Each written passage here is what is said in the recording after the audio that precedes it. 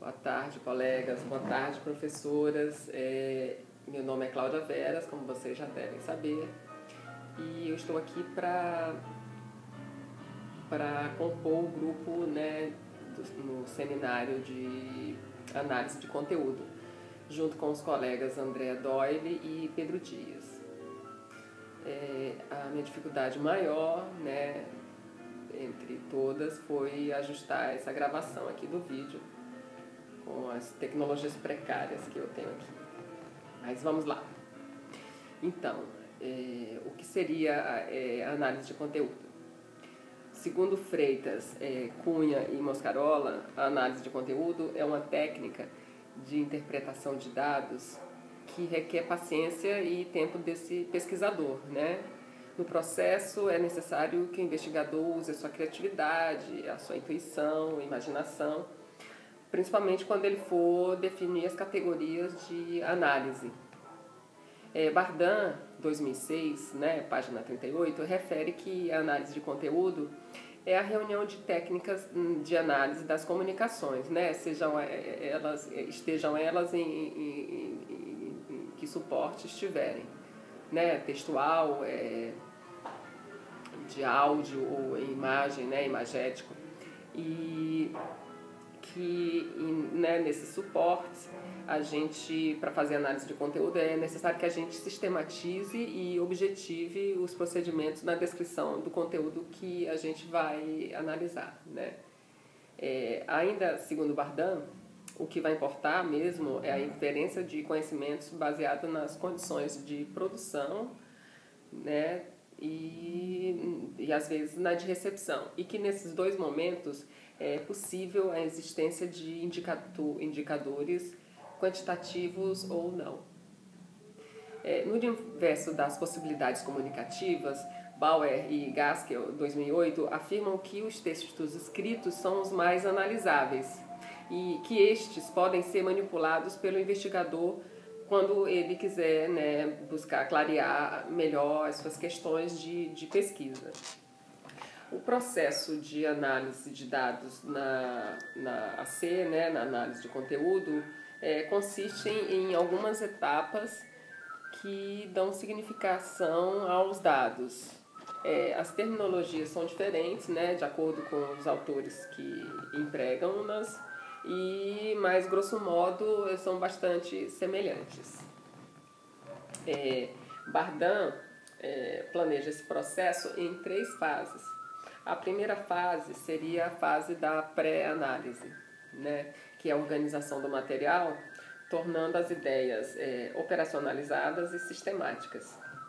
Esta fase é caracterizada por 4 etapas, né? A primeira é o contato com o material bruto, né? A leitura que se faz desse material bruto, fazendo essa leitura flutuante, né? Tomando pé do que será o nosso material, do que será analisado.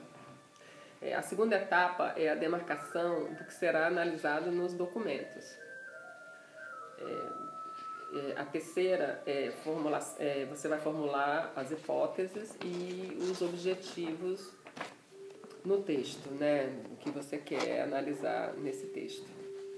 A quarta e última, ela referencia os índices e elabora os indicadores, onde estes se referenciam no recorte do texto dos documentos que serão analisados. A segunda fase é a fase exploratória. Essa fase, ela define as categorias, né? Ela codifica as categorias, ela identifica as unidades de registros, ela identifica os significantes. E aqui nessa fase, né, é a fase de interpretações, das inferências e das descrições analíticas do corpus. A codificação, a classificação e a categorização são características dessa fase. A terceira e última fase, né, é a fase do tratamento dos resultados, inferência e interpretação. Nessa fase, que é a fase das informações, né, que você destaca para analisar, a intuição e a crítica são protagonistas fortes, né, desse momento. Você vai precisar saber o que você quer quando você for tratar os seus dados, né? Interpretação, essa fase, inclusive, é a fase mais subjetiva do processo. Esse recorte informacional é que representará o conteúdo, né? Esse pequeno recorte. Uma das vantagens do método é que ele, né, segundo Bauer e Gaskell, 2008, página 191, ele reduz a complexidade de uma coleção de textos. A classificação sistemática e a contagem de unidades de texto destilam uma grande quantidade de material e uma descrição curta de algumas de suas características, né? Ele reduz o texto, né, de uma forma que você possa analisar a parte em detrimento do todo. Uma desvantagem, segundo Flick, 2009, é que ela carrega um componente de metodologia quantitativa, né? Que nessa categorização você pode deixar passar alguma coisa mais importante que você não tenha, né, visto, porque você diminuiu a visão geral do conteúdo. Considerações finais sobre a metodologia, né? Sobre essa técnica. A análise de conteúdo, atualmente, ela é complementada, né? Ela é auxiliada pelas tecnologias, tanto na coleta como na análise de dados propriamente dito, né? Nas pesquisas científicas. Os programas de análise de dados também são utilizados na pesquisa qualitativa, né? Além da quantitativa, é usado também na quantitativa. Claro que a análise de dados não vai ser feita automaticamente pela máquina, sem a interferência do pesquisador. O pesquisador é que vai direcionar a análise, claro. Deixa eu pegar aqui que caiu o chão. Existem os softwares quantitativos, né, que é o SPSS, e os qualitativos do NVivo, que a professora Patrícia Malma nos apresentou na aula atrasada. De acordo com os objetivos e delineamentos metodológicos, existe a necessidade de técnicas estatísticas ou não. Ou seja, a gente pode pode utilizar essa técnica, né, de uma forma mista. Pode ter uma abordagem quantitativa e qualitativa. Ela permite essa abordagem, né, dupla.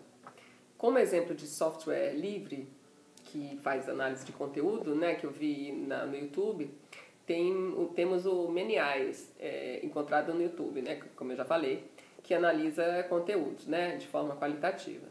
No YouTube também, a demonstração sobre software, ele analisa 2 discursos da presidenta Dilma em assembleias na ONU, né, nos 2 momentos, um em 2011 e o outro em 2012.